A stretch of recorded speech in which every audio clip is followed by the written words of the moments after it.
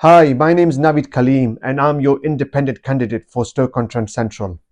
Let me introduce you to Nigel Farage, a divisive politician, an Islamophobe, a racist, who left the country up the creek without a paddle.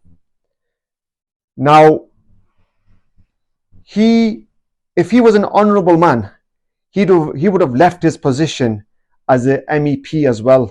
He hates Europe so much, but the small fact of his £135,000 per year salary, that must have deterred him from leaving.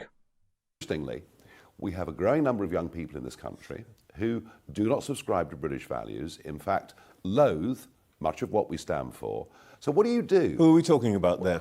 Oh, I think we see them on the streets of London every Saturday. What do they look like? Oh, we're talking about... What do they look like? Are we talking about Muslims here?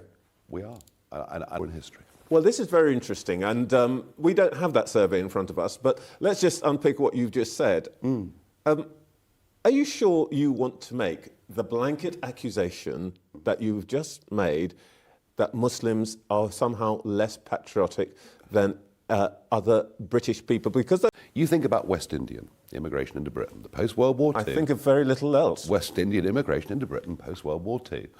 You know, there were a lot of shared things there. Shared history, shared culture, shared religion in many cases. Most families that came could say one of their family had served with British forces in World War I, World War II, love of cricket. You know, the list goes on, but there were commonalities. Survey, they say. Okay, let me have a guess. Could it be the leading Islamophobic think tank in the country, the Henry Jackson Society? Now, I went to Brownells High School, a state school, and my teachers there taught me values of the rule of law, liberty, mutual respect, and tolerance. Nigel Farage went to a £55,000 a year school. I'm not sure what I don't know what they taught him. I'm surely they did not teach them Islamic values. So let me teach him now. Islamic values are values of justice, charity, forgiveness, kindness, patience, honesty, and respect. Now, I have a message to the youth. Hold on to your Islamic values. Do not be bullied and do not have fear of these divisive politicians. Their aim is to fearmonger. Their aim is to divide us. Do not fear. Stand to your principles. Hold on to the rope of your faith. Love cricket. Let me tell you a little bit about cricket because I know a bit. My cousin Zain Malik represented England. My 14-year-old son hopes to represent England, and I think he will run circles around you at this age. Now, World War I, 1.5 million Indians served. World War II, 2.5 million served.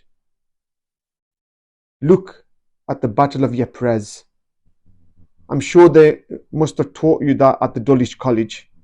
You something about the difference. First of all, you're right.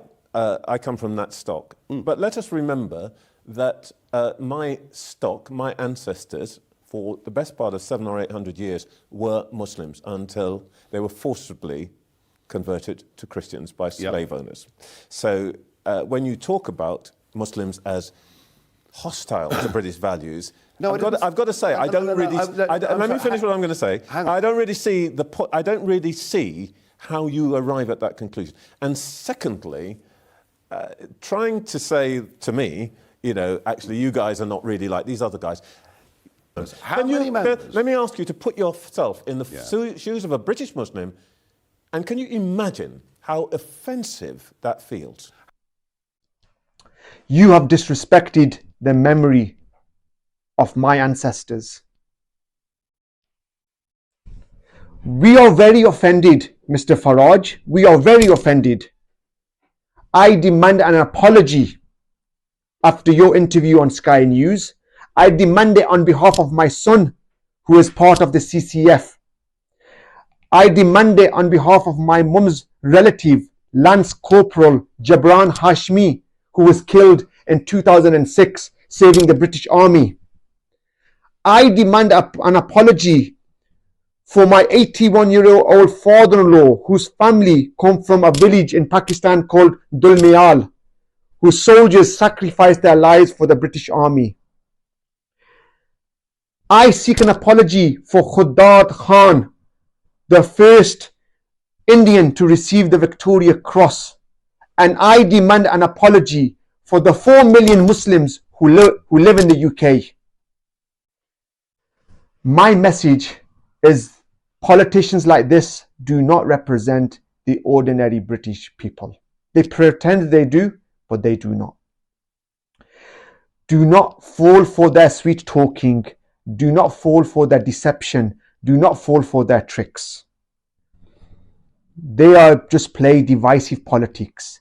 Their aim is trying to disrupt us. Their aim is trying to disrupt a harmonious society. That's how they thrive. If you believe in a fair and equal society, support me to be the voice of the working class of Stoke-on-Trent on the 4th of July. My name is Navid Kaleem and I'm your independent candidate for Stoke-on-Trent Central.